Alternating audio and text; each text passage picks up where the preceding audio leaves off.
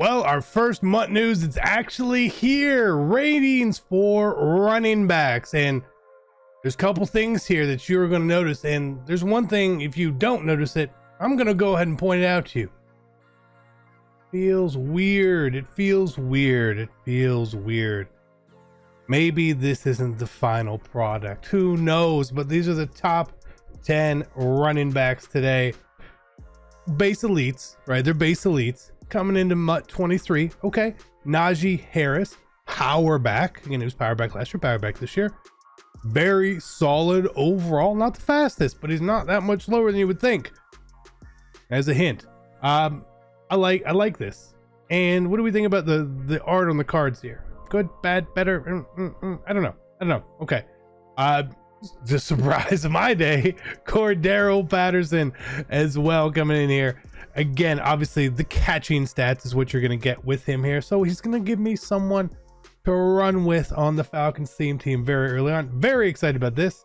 Love to see that. We got CMC, who takes a pretty big downgrade, 87 to 84. Fair, right? He's been hurt. Now in regular teams, he didn't get knocked any. His rating was the same because they don't take down for injury, but they do. Thankfully, there are different teams that make these here. Again, the catching, receiving back, and what you see here with Patterson, also receiving back, 78 catching to 76 catching. One of them has better catching. Yes. I'd probably take Patterson in this case, right? In this case, I would take Patterson. Up next, Alvin Kamara, another receiving back. Again, so in Kamara's cards, always play good, always solid, always has actually a lot of balance because he does break a lot of tackles, and his trucking at 81 trucking is a little high, but whatever, we're here for it. Austin Eckler, again, he comes in as an elusive back. Now he does catch the ball quite a bit, but this is fine, and honestly, this is well deserved for him. He's been a beast for a long time. Like seeing him getting a little bit of shine here, getting this card up here. Cool. I have no problem with it. We got Joey Mixon up here, 82 speed. Again, lower catching, but more balanced otherwise. What you're seeing so far here is not a lot of difference in the cards. Truly different. It seems like the overall is kind of making these cards all look the same. Again, they're low overall cards, so the speed, yeah, it looks really low. It is. We have Derrick Henry, 84 speed. He's an 88 overall. He's the highest rated card. So what I'm going to do here is I'm going to read off his stats on his card last year. Also 88 overall. Last year, 86 speed. He goes -2 speed. 82 excel, he gets +1 excel. His agility goes from 77 last year to 80, carrying 87 to 88. His catching goes down 2 points. Okay. His change of direction goes up 6 points. His trucking stays the same at 88, and his break tackle last year was 88 versus 87. What do I mean by this? Bam, right here. Right, this is where I'm looking. Okay. So again, Derrick Henry gets the power back treatment, 88 overall. Going to be a problem. We see that he's faster than all those other guys that we've shown so far as well, which makes a lot of sense.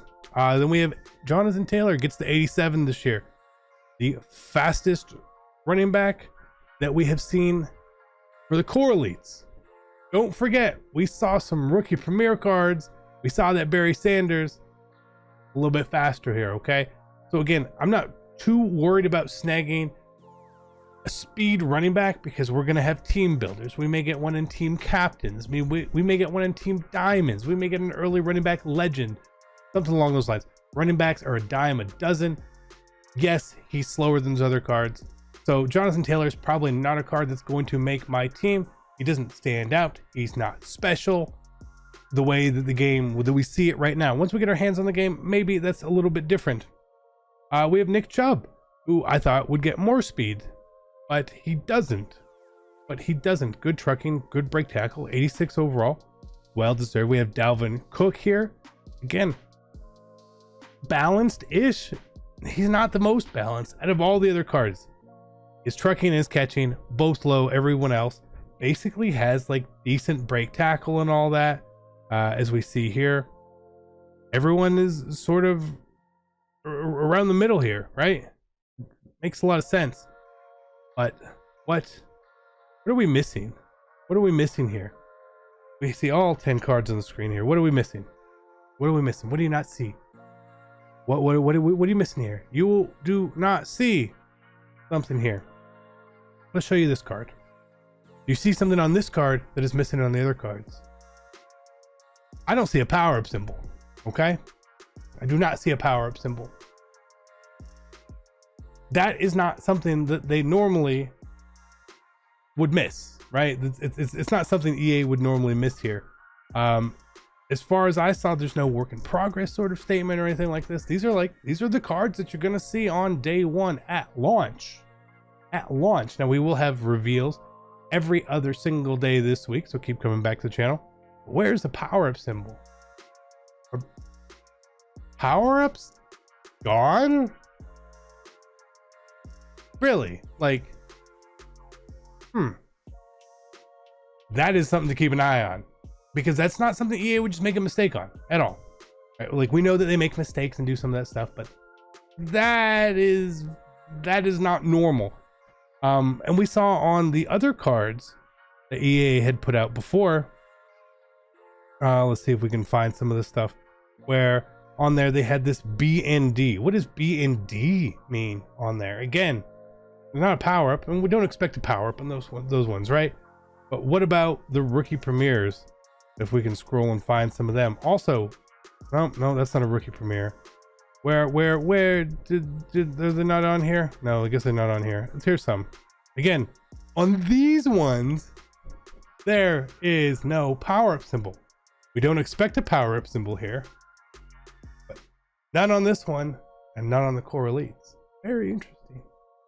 Very, very, very interesting, EA Sports. What do you have up your sleeve? I think you got something up your sleeve for us here. The same way that I think this battle pass that's coming is going to be interesting. And it's the same way that I speculated, what was it, 2 months ago? When we were reading, there was an article about how you're going to need qualification points to get into Weekend League. And I said, that means monthly awards is going to be gone, which means that the Weekend League process will be less stressful, because if you miss a weekend, that's okay. I think big changes are coming. I think really, really big changes are coming to mind. Massive changes. Couple things we've seen here. Couple things we saw last month, 2 months, whenever it was. Something's changing. I'm pretty excited. Now again, we will have reveals going forward for the rest of the week here with EA's little schedule. Where's your schedule? Right here. Here's the little schedule. So tomorrow, safeties, cornerbacks. Wednesday, linebackers and ends. 8-4 special stream. And the 5th, tight ends and receivers. Very exciting.